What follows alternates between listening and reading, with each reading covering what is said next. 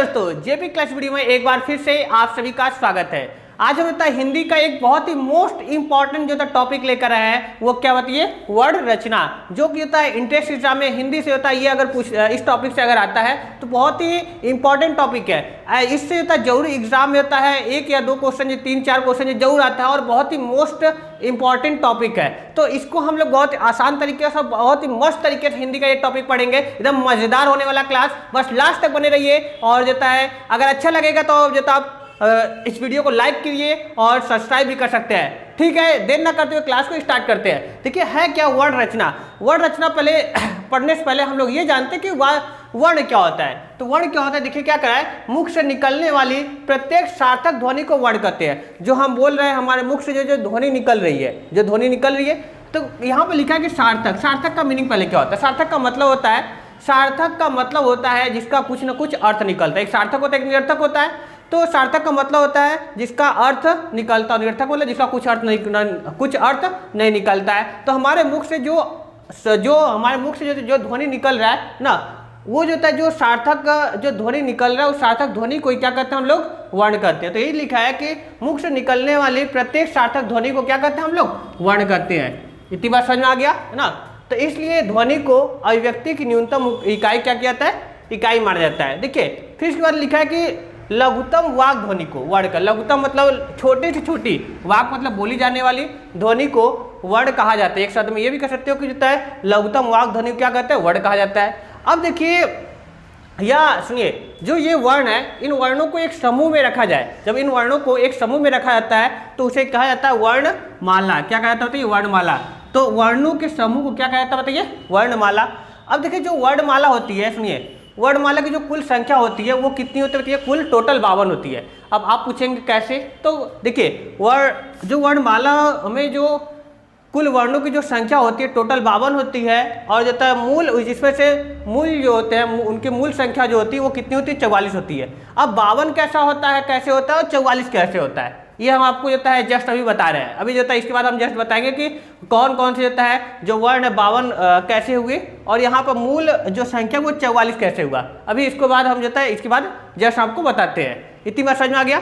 ठीक है। देखिए इसके बाद देखिए कह रहा है कि इसका वर्गीकरण 3 रूपों में हुआ। जो वर्णमाला है, वर्णमाला का जो वर्गीकरण है वो 3 रूपों में होता है। वर्णमाला का जो वर्गीकरण है, पूछता है एग्जाम में कि वर्णमाला का वर्गीकरण कितने रूपों में होता है? तो वर्णमाला का जो वर्गीकरण है वो 3 रूपों में होता है। पहला उच्चारण स्थान, पहला किसके आधार पर? उच्चारण स्थान। दूसरा है वायु संवेग, और तीसरा है तारत्व के बारे में। इन तीनों टॉपिक को हम लोग जो है डिटेल में समझेंगे, उच्चारण के स्थान पर, वायु संवेग के आधार पर, और तारत्व के आधार पर। इतनी बात आपको अच्छे समझ में आ गया होगा। फिर भी कोई डाउट है तो कोई बात नहीं, आप जो तो नीचे कमेंट में कीजिएगा। चलिए थोड़ा सा आप इसका स्क्रीनशॉट ले लीजिए, हम हट जा रहे हैं, पहले इसका स्क्रीनशॉट ले लीजिए आप लोग, ले लीजिए। क्या है इसके बाद देखते हैं कि उच्चारण स्थान के आधार पर, उच्चारण स्थान के आधार पर देखिए आप होता है जो वर्ण होते हैं वो 2 प्रकार के होते हैं। एक होता है स्वर और एक क्या होता है व्यंजन। पहले हम लोग देखते हैं स्वर के बारे में। स्वर क्या है?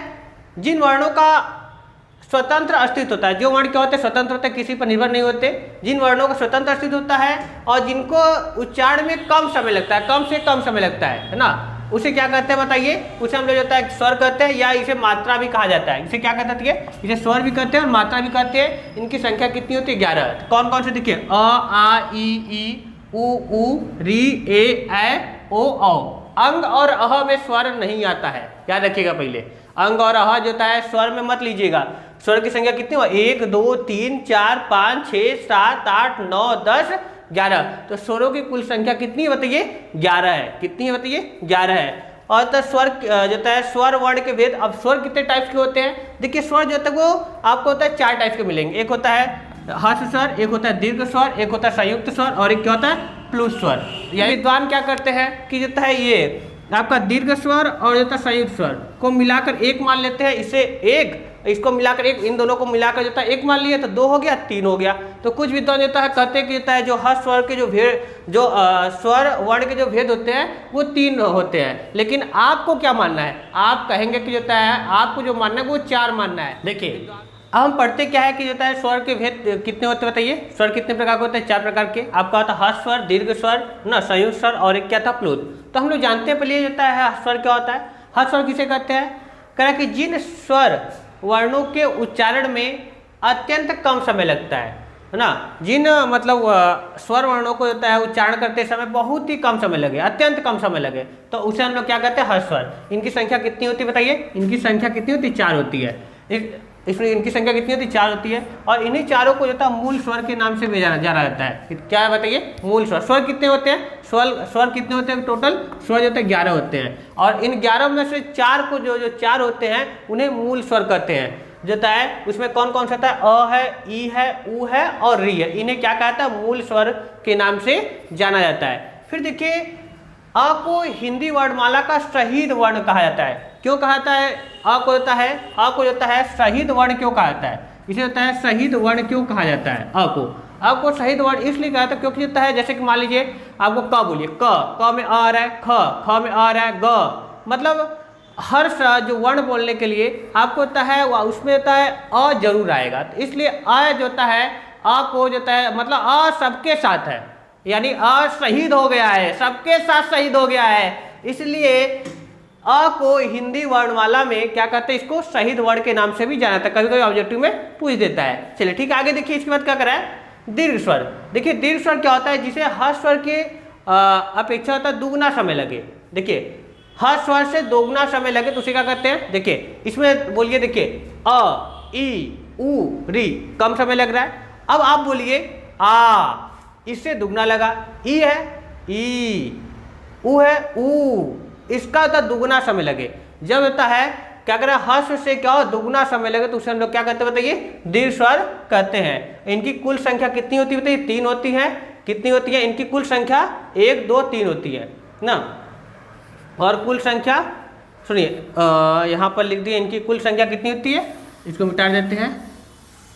इनकी कुल संख्या कितनी होती है, 3 होती है। आ, ई, उ कितनी संख्या होती है बताइए, 3 होती है। इतनी बात क्लियर। फिर देखिए, फिर हम देखते हैं संयुक्त स्वर। संयुक्त स्वर क्या है, देखिए संयुक्त स्वर क्या है, संयुक्त स्वर जो होता है, ये नहीं कहिए कि होता है जिनको होता है तिगुना समय लगे, बोलते समय होता है हर स्वर के पीछे तिगुना समय लगे, ये नहीं, उसे कहते हैं हम लोग जो होता है प्लूत। अभी संयुक्त स्वर क्या होता है, संयुक्त स्वर क्या होता है, जो स्वर वर्ण दो स्वर वर्णों से मिलकर बनते हैं, उसे क्या कहते हैं, संयुक्त स्वर कहते हैं। मतलब 2 स्वर वर्णों से मिलकर कोई नया जो शब्द बना, जो नया वर्ण बना, उसे क्या कहेंगे बताइए, संयुक्त का मतलब कहता है मिला हुआ। 2 स्वर वर्णों से मिलकर जो वर्ण बनता है उसे कहते हैं संयुक्त स्वर। इनकी संख्या 4 होती है, जिसमें इसमें ए है, ए है, ओ है, औ है। अब बताइए ए, ऐ, ओ, ऐ कैसे बना, देखिए यहाँ पर देखिए, देखिए ए कैसे बना, और आ या आ है के बाद ई या ई है, तो ए का निर्माण हुआ। मतलब आ क्या है या ई क्या है, आपका 2 स्वर है, ये दोनों के स्वर के मेल से क्या बना, आपका ए बना। यहाँ पर देखिए आ और ए या ऐ मिले तो क्या बना बताइए, ऐ बना। यहाँ पर अ या आ, उ बड़ा उ, ऐ तो क्या मिलेगा बताइए, क्या मिलेगा, ओ बनेगा। इसी में अ कैसे बनेगा, अ या आ जो होता है, या ओ या औ है, तो क्या बनेगा आपको बताइए, अ बनेगा। तो यहाँ पर देख रहे हैं इसे संयुक्त स्वर इसलिए कहा गया, क्यों कहा गया संयुक्त स्वर, क्योंकि यहाँ पर 2 स्वर, मतलब यहाँ पर देख रहे हैं कि इन 2 स्वरों के मेल से आपका ए, ऐ, ओ, औ प्राप्त हो रहा है, इसलिए इन्हें संयुक्त स्वर कहा गया। संयुक्त का मतलब होता है मिला हुआ। इतनी बात आपको समझ में आ गया होगा। अब इसके बाद हम लोग देखते हैं प्लूत के बारे में। क्या देखते हैं, प्लूत क्या होता है, जो हर स्वर की अपेक्षा क्या होगा बताइए, तिगुना समय लगे। चलिए ठीक है, इसको देखते हैं। देखिए इतना नोट कर लीजिए, हट जा रहा है, फिर इसके बाद हम लोग आगे देखते हैं। अब देखते हैं हम जो प्लूत के बारे में। सुनिए प्लूत क्या होता है, प्लूत स्वर क्या होता है, जो हर स्वर से 3 गुना अधिक समय लगे उसे क्या कहते होती है, प्लूत स्वर कहते हैं। जैसे कि क्या कहते, ओम क्या है बताइए, ओम बोलने में ओम हर्ष से 3 गुना समय लग रहा है, तो इसलिए इसे क्या कहते होती है, प्लूत स्वर कहते हैं। अब देखिए एक चीज देखिए, अंग और जो अह है, न तो ये स्वर है और न तो व्यंजन है। जाहिर सी बात है, 11 अभी जो 11 स्वर थे, अ, आ, ई, उ, फिर री, ए, ऐ, ओ, औ, ये 11 स्वर थे। उन 11 स्वर में था अंग और अह जो था आपका जो है, अंग और अह स्वर नहीं था। और प्लूत भी जो था आपका स्वर नहीं है, स्वर में होता है 11 स्वर में तो नहीं गिना जाता है ना। तो अंग और अह भी होता है, ये होता है 11 स्वर में होता है, ये गिना नहीं जा रहा है। तो ये है क्या, सुनिए, अंग और अह तो ये स्वर नहीं है, तो है क्या, अंग और अह जो है इसे जो है ना, आयोगवाह या इसे कहते हैं नपुंसक वर्ण। क्या कहते हैं? ये न तो स्वर है न तो व्यंजन है, इसे कहते हैं आयोगवाह या नपुंसक वर्ण कहते हैं। देखिए जो अंग है, सुनिए, अंग को स्पेशली जो है, अंग को जो है स्पेशल जो है अंग को इसे कहते हैं अनुस्वार। क्या कहते हैं बताइए? अनुस्वार, अनुस्वार, अनुस्वार। और जो अह है, जो ये अह है, इस अह को कहा जाता है विसर्ग।